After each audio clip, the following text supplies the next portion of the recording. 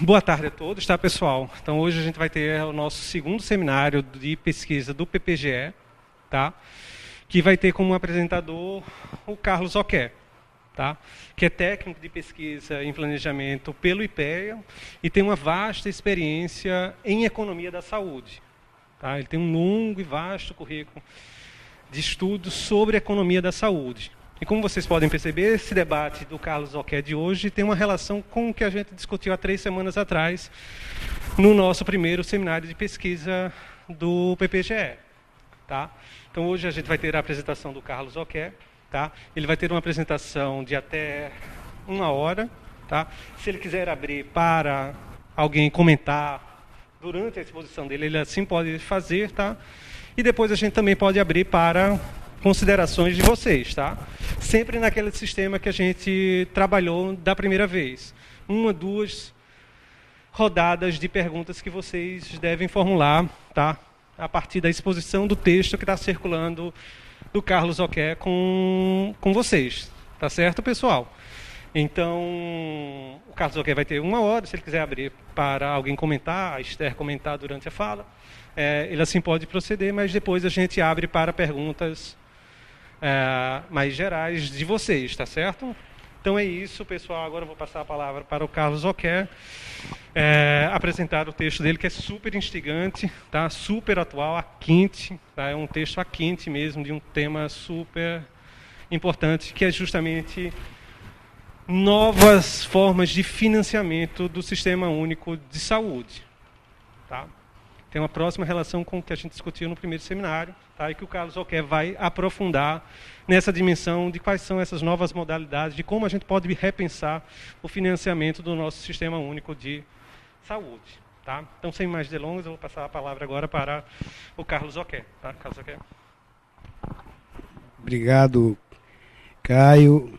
Obrigado, Vanessa, por todo o apoio. Boa tarde a todas e todos.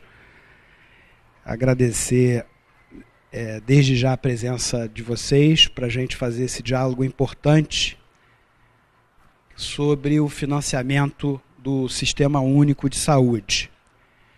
Eu não poderia, antes de começar o debate, de agradecer o professor Norberto, aqui presente, que estou tendo o prazer, ao longo dos últimos 2 anos, durante a pandemia, de trabalhar em torno do tema da financiarização da saúde, no grupo da professora Lena Lavinas, Financiarização e Política Social. E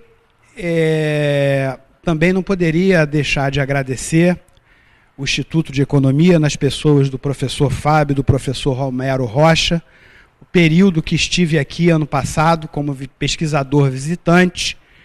Foi tempo curto, durante 3 meses, uma licença capacitação que nos é facultada no IPEA, mas que foi bastante proveitosa no tocante à discussão da financiarização, que desde já eu digo que não estará colocada aqui nessa proposta, mas naturalmente existe uma relação estrutural entre o Estado e o mercado, entre o gasto público e o gasto privado, e esse trabalho tem como pretensão imaginar um crescimento da taxa do gasto público maior do que a taxa de crescimento do gasto privado. Isso pressupõe atacar a financiarização, regular esse mercado, reduzir o gasto das famílias, das trabalhadoras e dos trabalhadores com bens e serviços privados de saúde. Tampouco aqui, me desculpem as ressalvas, avançaremos sobre o debate alocativo, cuja discussão também se faz necessária.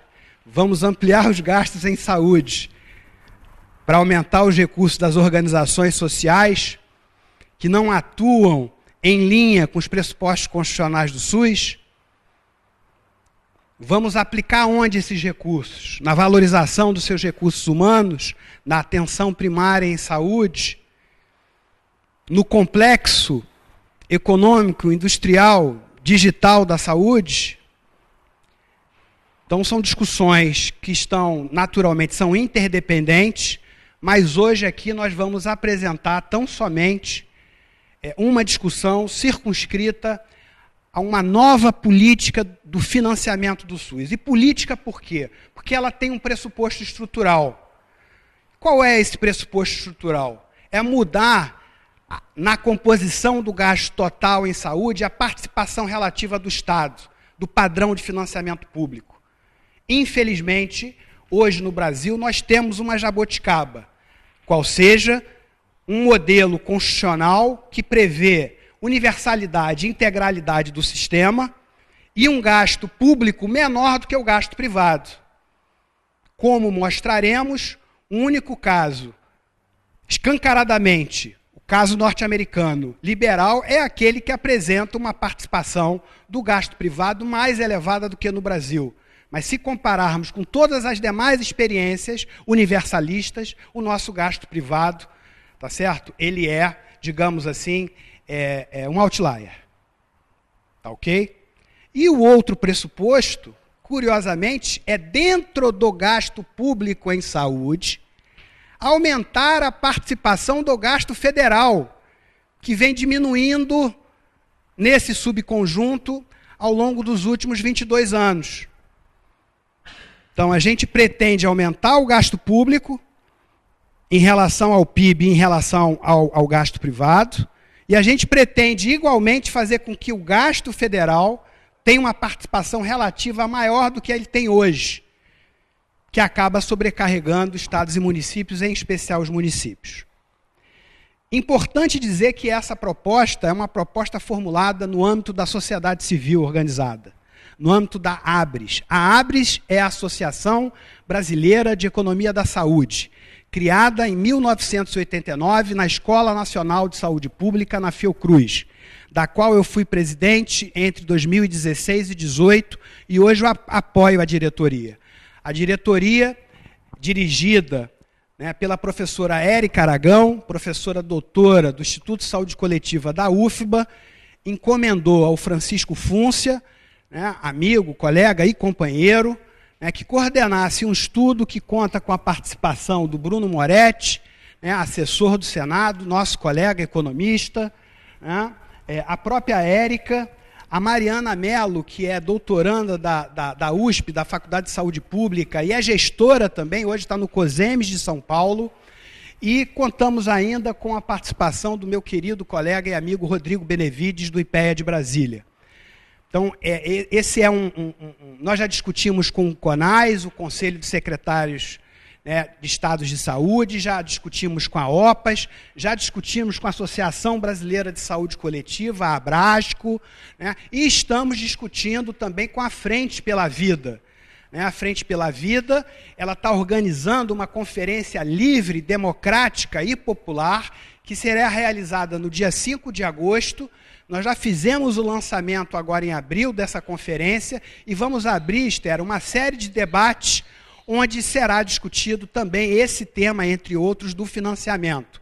A ideia, em momento decisivo da história do Brasil, pretendemos, nesse momento eleitoral, apresentar essa proposta aos partidos políticos do campo democrático, popular e socialista, que se identificam com a defesa dos direitos sociais, a defesa do Estado brasileiro, o combate à desigualdade social.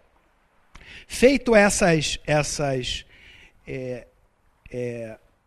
intervenções preliminares, vamos à apresentação do slide.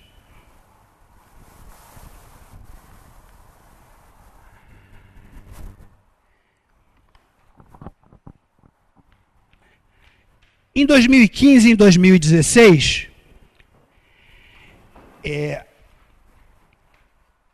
2015 ainda o modelo de financiamento. Eu vou evitar um pouco a discussão técnica, pessoal, porque eu quero discutir com vocês, tá certo? Então, vamos entender esse diálogo aqui como sendo um diálogo propedêutico, introdutório, porque se a cada intervenção, a cada linha eu for explicar os detalhes, a gente não chega até o final. Então, o fato é que você tem uma política de financiamento que ela era procíclica e continua sendo, entre aspas, né, porque depois da EC 95 é austeridade na veia, é recessão mesmo, tá?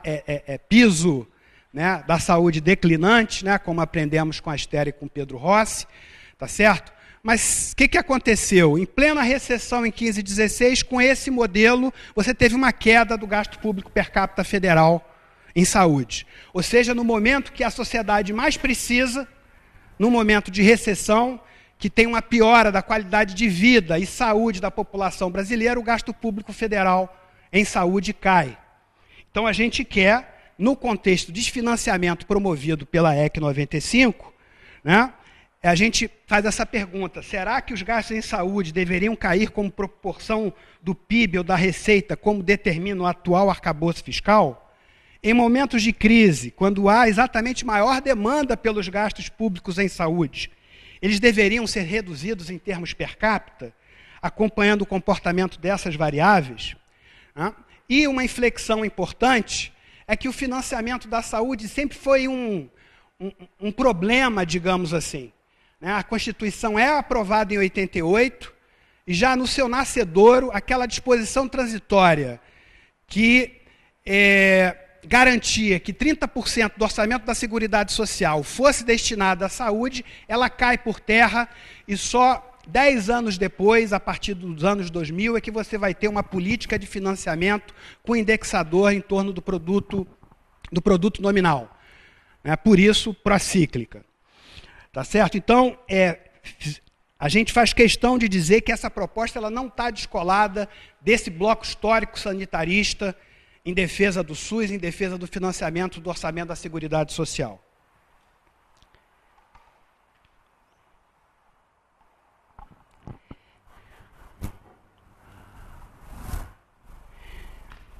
Sem entrar nos detalhes, naturalmente, sobre um debate caríssimo que nós vamos enfrentar, que é a mudança das regras fiscais em 23, caso queiramos ter um modelo de crescimento econômico com inclusão social e sustentabilidade ambiental, e, é claro, com alguma estabilidade fiscal, óbvio, ululante, né?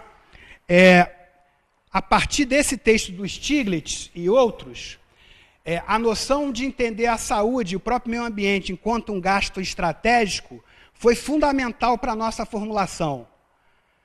Saúde é intensiva em força de trabalho? A organização dos serviços públicos de saúde pode ter um papel específico no combate às altas taxas de desemprego? Política de saúde é desconcentradora de renda? Ajuda a combater a desigualdade? Reduz o gasto das famílias, das trabalhadoras e dos trabalhadores com bens e serviços privados de saúde? Os gastos com política de saúde têm efeito multiplicador? Dinamiza a cadeia produtiva keynesiana? Os gastos de saúde podem ter um papel importante na inovação tecnológica e na redução do nosso déficit comercial com o resto do mundo, com a compra de insumos? Saúde lida com vida e morte. Mitigação da dor é um bem fundamental para a construção de uma nação. Se é entendido quanto gasto estratégico, ele precisa ter um ajuste automático de longo prazo, de crescimento no longo prazo, a partir dos fatores socioeconômicos que condicionam esses gastos. E essa concepção, percebam, ela é uma concepção que vai de encontro àquilo que os analistas de política de saúde vêm pensando, que é sim uma vinculação, mas é uma vinculação a outros indexadores do gasto público, que na baixa do ciclo não provoque a redução do gasto público. É isso que essa proposta, além dos pressupostos iniciais, aumento do gasto público, aumento do gasto federal, pretende. Nessa linha, o SUS precisa de uma nova regra do piso. Como eu disse a vocês, hoje a regra do piso é um piso declinante. Nós analisamos 18 a 22, quanto o SUS perdeu com a EC 95 e com a EC 109, deu em torno de 45 bi. Um estudo que foi feito pelos 4 que fazem parte do grupo.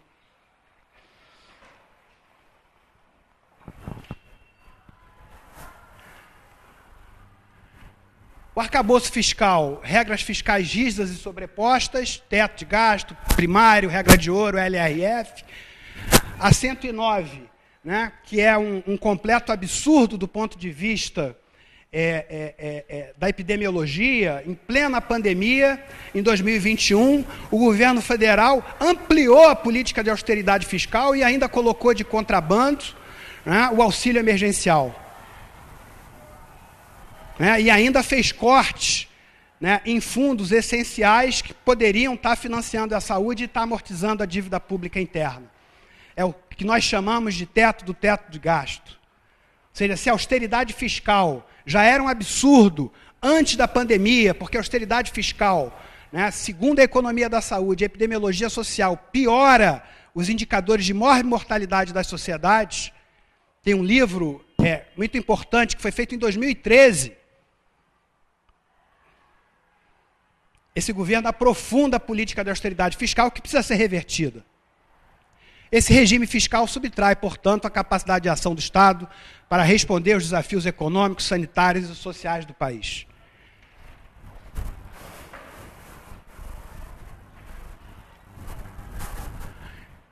Tese forte,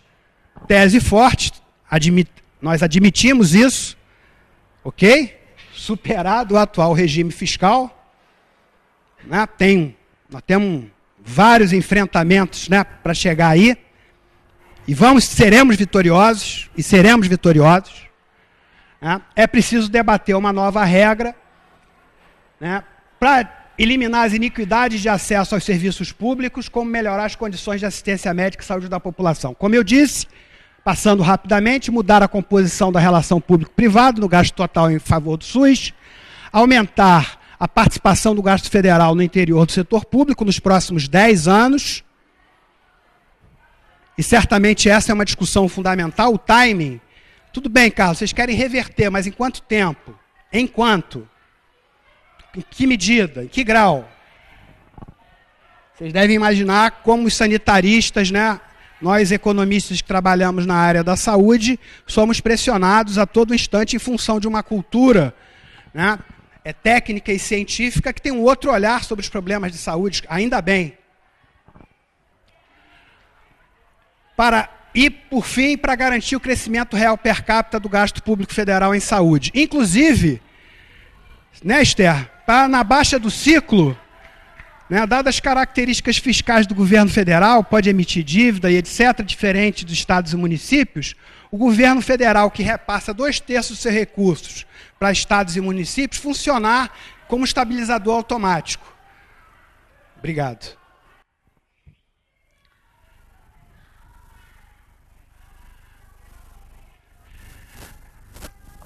Esse é um dado da Organização Mundial da Saúde, 2019,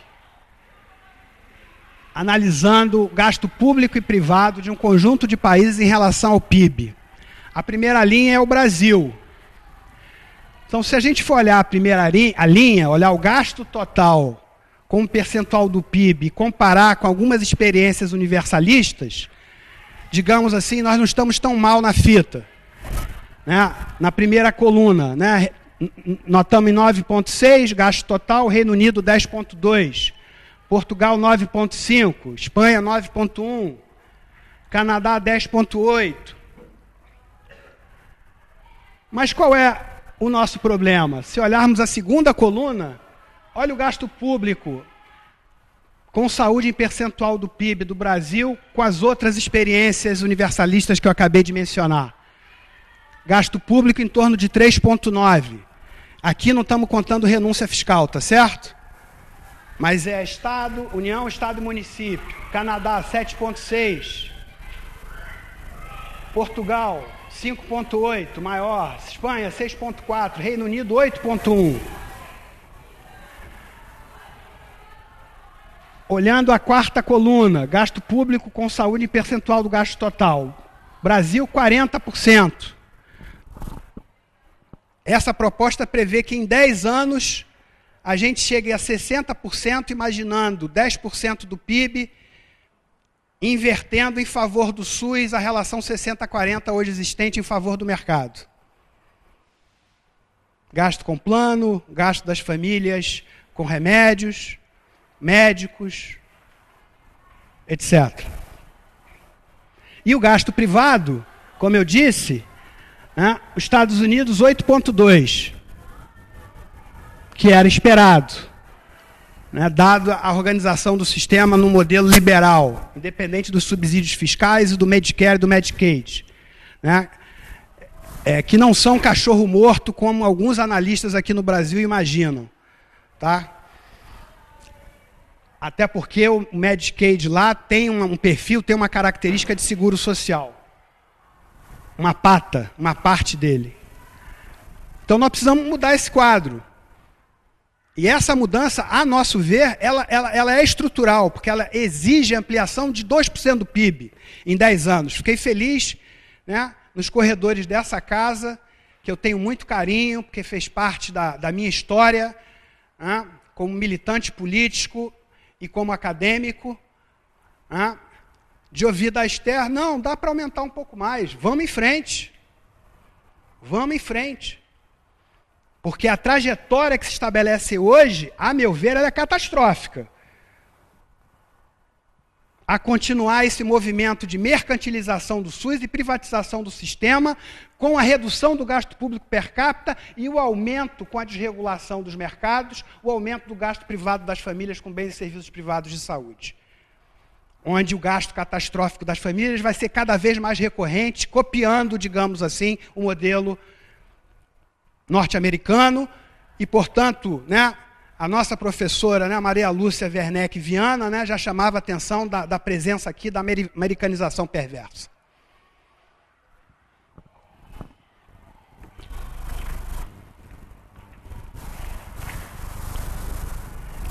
Esse segundo gráfico, a gente procura mostrar, pessoal, 2019, participação relativa à União, Estados e Municípios, a queda da participação do governo federal. Vejam que em 2000 chegava a 60%, né, hoje está em 42%.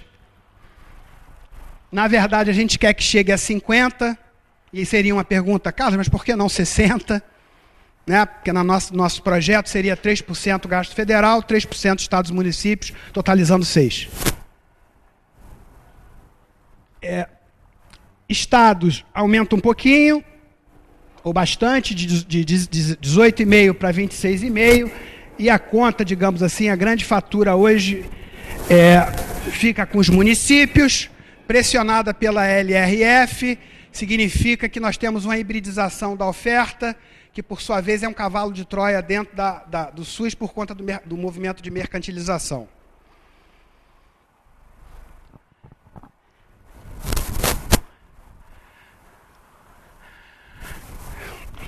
Eu peço a atenção de vocês em relação a essa tabela e esse gráfico. O que é esse gráfico?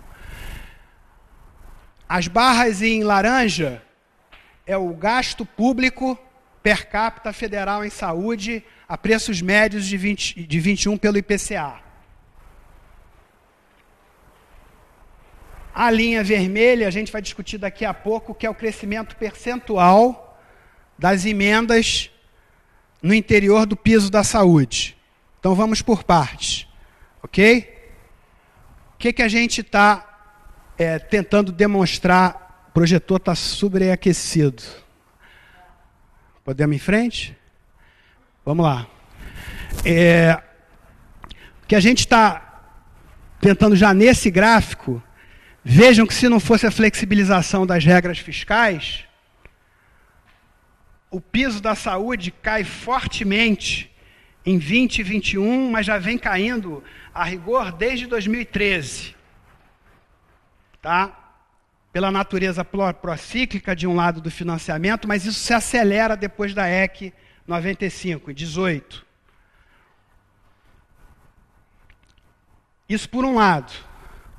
Por outro lado, a questão das emendas é grave, porque, sobretudo, com o crescimento das emendas de relator, que não tem qualquer relação com o planejamento do SUS, ou com as instâncias de deliberação do SUS, são recursos que funcionam como, que a gente chamou num artigo, né, de austeridade fiscal seletiva, que não é uma ideia exatamente nova, mas que nós exploramos, que é no atacado você ter uma política de austeridade fiscal, mas no varejo você ter uma série de folgas para atender a base do governo, em particular o Centrão. E o aumento das emendas parlamentares, elas são significativas, né, alcançam 16,7 bi em 2022, a última linha do quadro, totalizando 11% do piso em saúde em 22, naturalmente que isso é uma projeção. Tá? Nossa proposta, para não dizer que eu não falei de flores, é, Esther, atenção, que as emendas sejam extra-piso e que aquelas emendas parlamentares de relator que sejam inconstitucionais simplesmente extintas. Eu não sou técnico orçamentário, mas os especialistas afirmam que essa utilização das emendas de relator para recursos na área da saúde são inconstitucionais rigorosamente. Exato.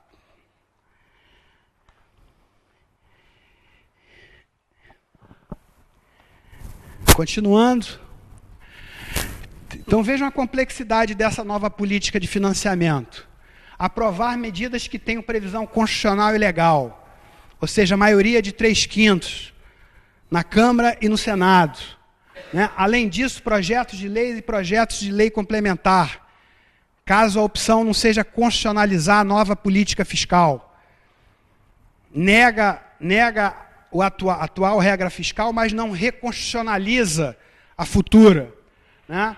Definir regra de piso menos sensível ao ciclo econômico, né, que seja cíclica. Né? Evitar, como já disse, queda do gasto público quando houver baixa do ciclo, desaceleração da economia e, portanto, maior demanda por serviços públicos. E reestruturar o padrão de financiamento público no interior do orçamento da Seguridade Social. Bom, nova regra do piso. Primeira parcela, a inflação.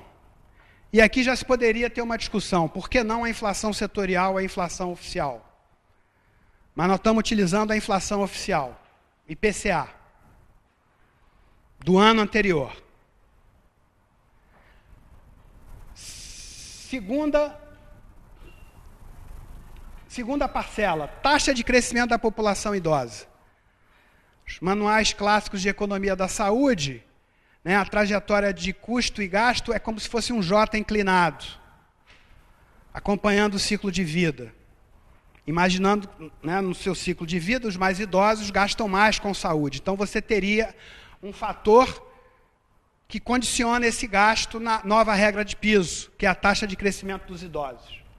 E um fator de correção de iniquidade. Esse fator de correção de iniquidade, pessoal, vai estar olhando para a taxa média de crescimento do subsídio que foi dado a esse mercado de 2003 para cá. Nós pegamos a metade da taxa média do crescimento real do gasto tributário em saúde e da despesa médica, a metade da taxa média de crescimento do gasto tributário associado a plano de saúde e arbitramos uma taxa para chegar nos 3%. No último cenário, arbitramos uma alíquota para chegar nos 3% do PIB do gasto federal em 10 anos. É, portanto, uma alíquota ad hoc. Vocês também poderiam perguntar, mas explica conceitualmente isso e por que a metade. Conceitualmente, não vou me alongar, fica para o debate. A economia política da saúde nos ensina que existe uma relação estrutural entre o Estado e a dinâmica de acumulação do mercado de planos de saúde.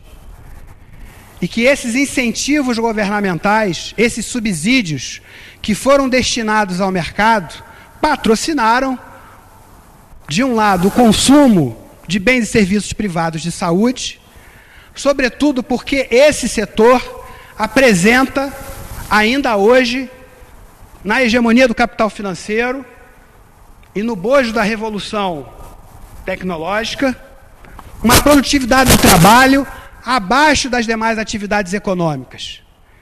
E se isso é verdade, esse setor, uma vez organizado de forma capitalista, teria custos e preços crescentes. Mas a saúde, ela é social e politicamente relevante para o exercício de governabilidade, ou se outros preferirem, de hegemonia do Estado. E do Estado capitalista, que eu estou falando em sentido mais abstrato. Para a estabilidade da ordem social. Embora isso tenha mudado um pouco com o neoliberalismo, nós não vamos discutir aqui.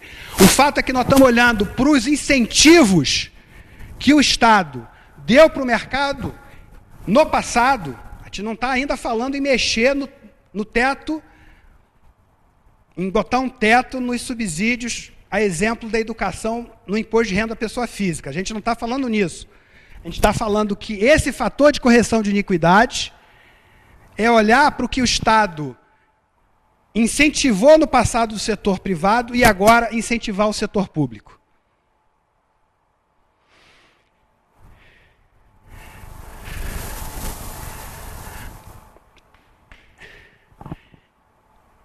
E aí eu concluo aqui para aproveitar a presença da professora Esther, ouvi-la, e a gente continua depois desse bate-bola. Então, partindo da média da despesa empenhada entre 20 e 22, ou seja, a gente fez questão de pegar uma despesa que foi, digamos assim, definida com a flexibilização das regras fiscais, para ajudar no debate a desmontar a tese que o Estado está quebrado, que existe problema de caixa. Então a gente pegou a despesa empenhada dos últimos 3 anos, tudo bem, 22 é uma projeção, obviamente, a partir da LOA, tá ok?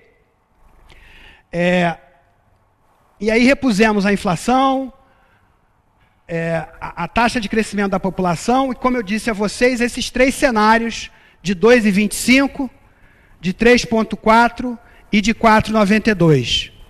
O resultado...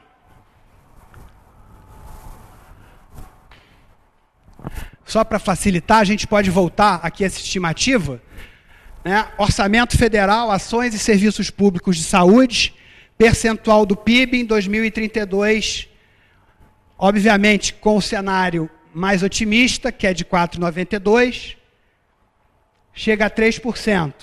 Se a gente utilizar o cenário 2 de 3,4, 2,6, o cenário 1 de 2,25, 2,3. Então, basicamente, é essa a proposta. Ela tem outros pressupostos, reforma tributária, o que fazer em 2023, né, porque 23 vai precisar de recurso emergencial, mas é esse Congresso que vai definir a nova LOA. Como é que mescla uma mudança estrutural com uma mudança conjuntural em 23, com o recrudescimento, por exemplo, da pandemia, ou mesmo com as sequelas da pandemia. Tem mais 2 ou 3, mais 3 slides, Esther, mas eu prefiro parar por aqui. Então vamos lá. Está quase acabando.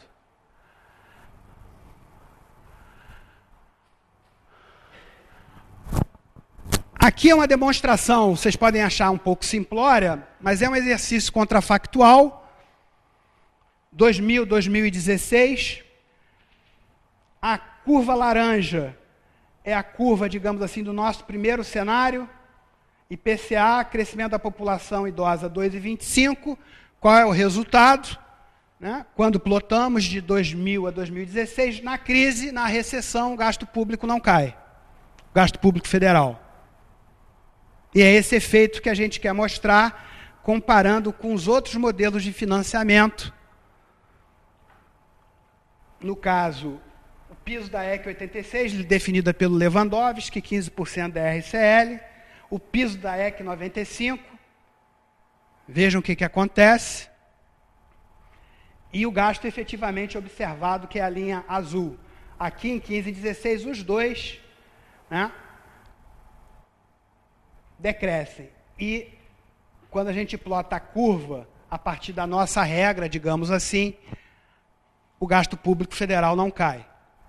Pois não? Quando você mostrou o cenário, o que eram aqueles valores? Você passou rápido, desculpa, não vi.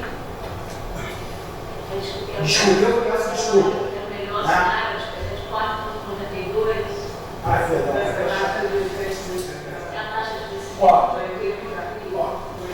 Os cenários são construídos a partir do último fator, que é o fator de correção de iniquidade. Ele pode ser 2,25, que é a metade da taxa média do crescimento real dos gastos tributários, com despesa médica.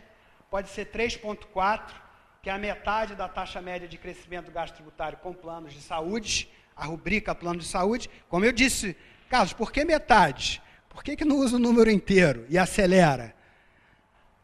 E 4,92 é a DOC para a gente alcançar 3% do PIB. Tá? Opa. Fiz alguma coisa. Tá? Mas, pessoal, assim, grosso modo é essa a proposta. Que parece pouco, mas não é. Na discussão com o CONAS, houve uma preocupação, e concluo, para ouvi-los, houve uma preocupação muito grande com essa coisa do gasto privado. Tudo bem, ó. Mas e o gasto privado? Quem é que vai refrear? Na linha do Geiger, eu não sei, Esther, se você leu o último trabalho dele nessa área. Como é que refreia o gasto privado? Vai colocar teto num momento de crise, onde a classe média, né, os estratos médios, superiores de renda, de alguma forma, eu não estou falando lá da cauda, né, da cauda superior, lá do 0,1. A gente vai mexer nisso agora, um assunto super sensível no momento de pós-pandemia, espero. É agora o momento de mexer nessa renúncia. Eu que venho defendendo isso há 20 anos, desde que eu me entendo por gente, eu me debato por conta daquela caracterização. Estão lembrados? Da relação estrutural entre ambos. Então, os subsídios, né, se você quer mudar o modelo, é fundamental, do ponto de vista das políticas públicas, mexer nos subsídios, só que isso significa mexer com uma base social e eleitoral fundamental.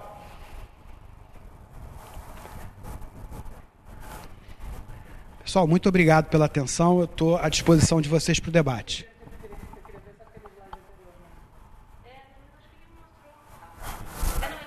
Está aqui agora? Pô, desculpa, eu não sabia que o slide estava. Obrigado, pessoal.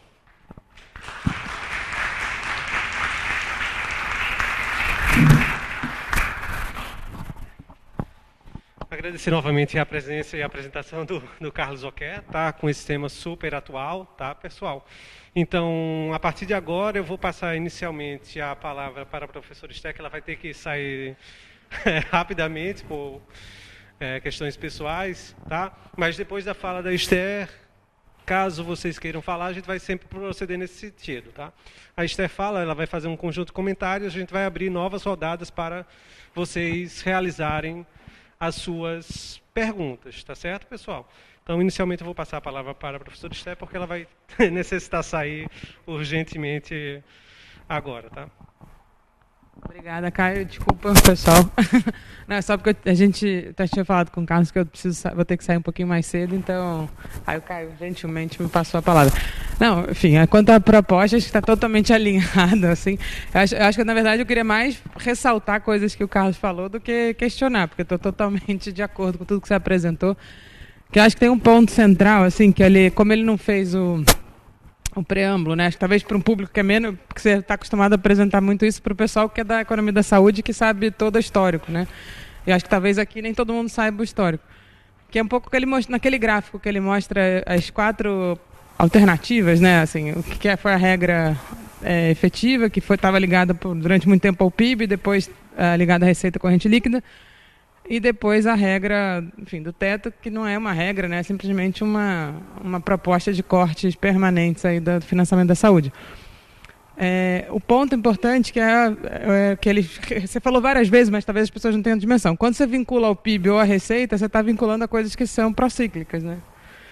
E justamente um gasto que jamais deveria ser procíclico, por justamente tudo que ele falou, que quando a economia desacelera, é quando a demanda privada, a demanda por serviços públicos aumenta e é o momento que o financiamento caía.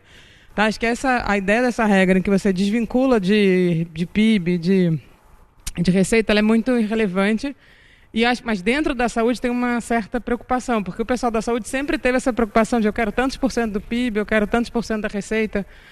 E, inclusive, a mudança da regra, e aquele gráfico ele é muito forte por isso, porque quando você finalmente mudou para uma regra, ela era atrelada ao PIB. E foi num período de crescimento econômico onde a receita cresceu bem mais que o PIB. A saúde pediu para mudar, para ser vinculada à receita no momento de queda. Como a receita, na verdade, ela é super elástica, na hora que caiu mais que o PIB. Então, foi um arraso do ponto de vista para a saúde. Então, essa ideia de desvincular da receita ou do PIB é talvez o ponto central, ponto-chave dessa proposta, que merece ser destacada, e eu acho que tem que ser... E assim, como a gente estava conversando antes, você está no ano-chave, porque a mudança na regra foi feita junto com a emenda constitucional 95, né? Você mexeu no teto e mexeu no piso da saúde e da educação. Então isso vai ter que ser, na minha opinião, a primeira coisa a ser mexida quando voltar. Você vai ter que mexer no teto e vai ter que mexer também nos pisos da saúde e da educação para eles voltarem a crescer, né? Não ser um desfinanciamento e sim uma recuperação. E aí, nesse ponto, assim, não tenho... Era só mais para reforçar isso. Estou totalmente de acordo. Até queria ouvir mais de você como é que tem sido a aceitação dentro da área da saúde, porque eu acho que quem tem mais... Claro, os fiscalistas vão ser contra, etc., porque eles falam... As pessoas têm a cara de pau de dizer que a emenda constitucional 95 foi boa, porque, está vendo? Olha o que aconteceu na pandemia. A receita corrente líquida foi lá para baixo e a emenda constitucional 95 manteve o piso da saúde. Eles têm coragem de defender dizendo isso. Mas, claro, os fiscalistas não estão nem aí. Estou mais preocupado com a área... Eu queria mais te ouvir como é que está sendo a repercussão dentro da área da saúde dessa proposta, porque eu sei, como ele mostrou ali, o Saúde Mais 10 era o 10% da receita corrente bruta. Essa era grande, foi um movimento enorme, que acabou no debate político indo para 15% da receita corrente líquida, que era 4 pontos abaixo do que seria em termos do pedido, né, do pessoal da Saúde Mais 10. Então, eu estava mais curiosa para saber isso. Assim, e aí, em relação a ter espaço, né, e aí eu acho que é a parte que você não falou, mas que eu concordo. Por que eu acho que tem que ter espaço? Porque na mudança da regra, teria que ser vinculada a uma reforma tributária, na minha opinião, com aumento de carga tributária. E parte desse aumento tem que ir para a saúde. Assim, né, tem que ir e talvez para a saúde e para a educação, principalmente, mais até do que para a área de assistência. Eu acho que tem que ir um pouco para assistência, mas aí nesse ponto, e reforçando a tese do Geiger, né, enfim, que a gente também tem discutido bastante, e aí eu acho que esse ponto é um ponto-chave, é como é que a gente faz a mudança, enfim, com um monte de gente, né, como é que a gente faz a mudança para os sistemas serem universais de fato, a provisão pública ser maior do que a provisão privada. E eu até acho, e aí só para mais respondendo ao seu comentário, eu acho que a gente também tem discutido isso muito com o Bruno, enfim, do problema dos gastos tributários das pessoas, de pessoa física, né, principalmente, é justamente o momento de fazer isso. Se você tem que primeiro, talvez, ampliar a oferta pública para depois conseguir tirar. Se você fizer o contrário, pode ser um problema que você vai aumentar a demanda pelo SUS sem ter capacidade de oferta. Então, acho que a gente tem que pensar um pouco em como casar isso. E talvez fosse uma coisa... Da mesma forma que você gradativo aumenta, você vai fazendo um gradativo redução dos gastos tributários. E não uma coisa imediata, porque você aumenta a demanda pela saúde pública sem ter capacidade de oferta para atender. Se atualmente 75% da população é atendida pelo SUS correntemente, né? Fora em casos específicos como oncologia, que 94% dos casos são tratados pelo SUS. Mas no dia a dia, 75% da população é atendida pelo SUS.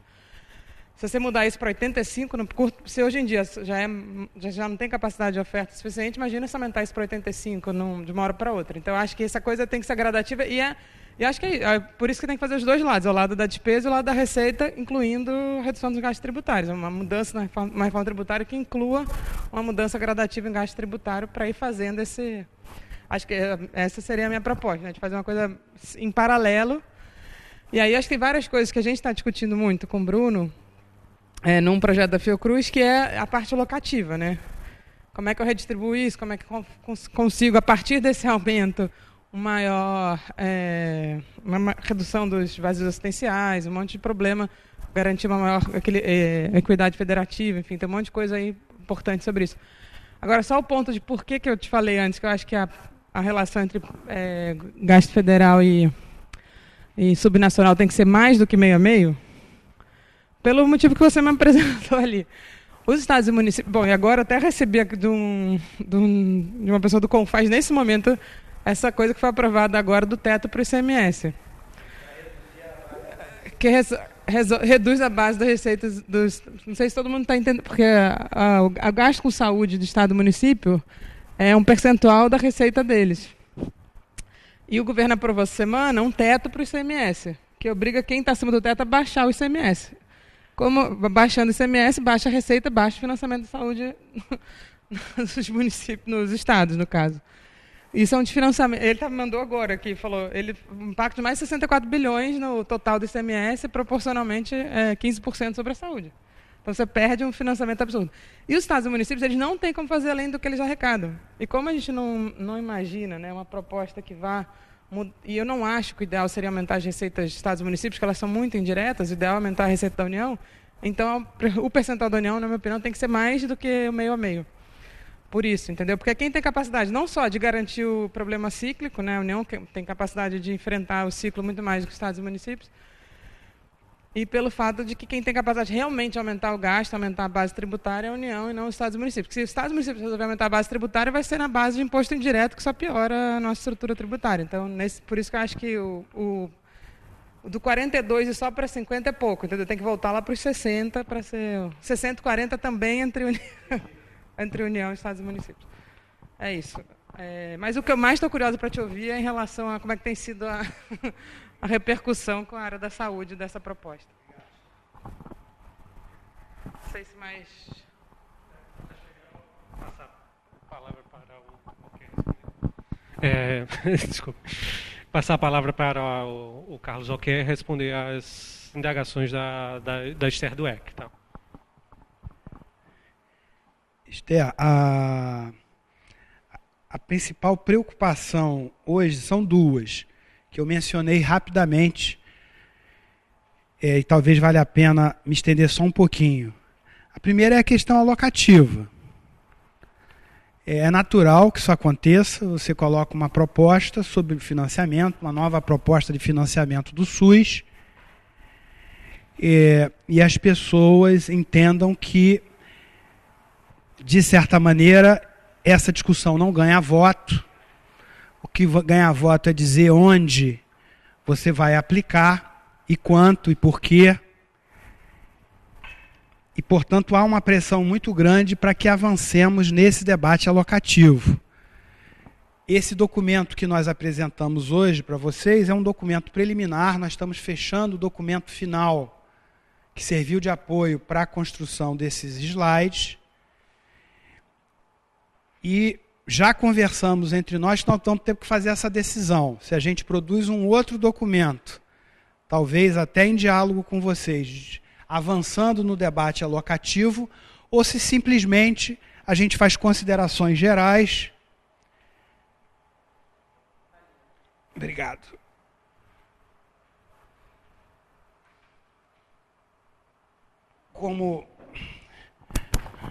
Como fizemos aqui, canalizar a ampliação de recursos para a estruturação das redes regionalizadas, priorizando a PS, e destinar recursos para o complexo econômico industrial da saúde. Ou se a gente avança. Então, esse tem sido uma pressão muito grande. Liguei, inclusive, outro dia para a Sônia Fleury, tentando conversar com ela que isso era uma via de mão dupla. Para a construção de cenários, hierarquizar e priorizar, era necessário pelo menos ter uma ideia de quanto, ainda que isso fosse muito frágil, porque essa proposta aqui é apenas ainda uma ideia, pode ser que venha a ser um projeto e um projeto exitoso. Então essa é uma questão. A segunda é a questão da vinculação, Esther. Questão da vinculação, né? Inclusive agora na segunda-feira haverá um debate com o Francisco Fúncia, coordenador desse projeto, e o Fanhani, no SEBS. SEBS é o Centro Brasileiro de Estudos da Saúde, onde reuniu intelectuais progressistas que foram fundamentais no campo da reforma sanitária, foram fundamentais na Constituinte e na própria, enfim, para o desenho do SUS hoje na Constituição. Então vai ter um debate segunda-feira, onde essa questão da vinculação está muito, digamos assim, arraigada. O que nós estamos sugerindo, olha, as novas fontes, parte delas, né, o aumento da carga, pode ser vinculada à saúde e educação, ou à saúde, previdência e assistência, ou à saúde, né? É uma discussão que pode ser feita, mas não dá para dizer que essa proposta não tem uma vinculação, digamos assim. Ela procura viabilizar um reajuste automático de longo prazo do gasto público per capita a partir de fatores que condicionam esse gasto. É um outro, digamos assim, um outro enfoque, mas existe uma pressão muito grande no sentido de garantir novas fontes de custeio, fazendo com que o debate tributário e a questão fiscal sejam de forma umbilical ligado a esse debate do novo piso, Esther. São essas duas principais discussões. A discussão do público e do privado vem também muito forte pelo lado, né, dos trabalhadores da saúde. Ou seja, a necessidade da criação de uma carreira nacional, interfederativa, para diminuir, para reduzir a precariedade das relações de trabalho no interior do SUS. A ponto da professora Lígia Bahia, não exatamente sobre esse aspecto, dizer que essa questão da privatização do sistema hoje, da mercantilização do SUS, é a agenda prioritária. Nós achamos que, não explicitamente, mas implicitamente, essa proposta procura, em parte, dar conta dessa questão. Eu imaginei, Esther, que você fosse falar da regulação dos planos empresariais de saúde. Os planos individuais ontem, houve um aumento de 15,5%, bem acima do IPCA. E é o setor que é regulado. Imaginem.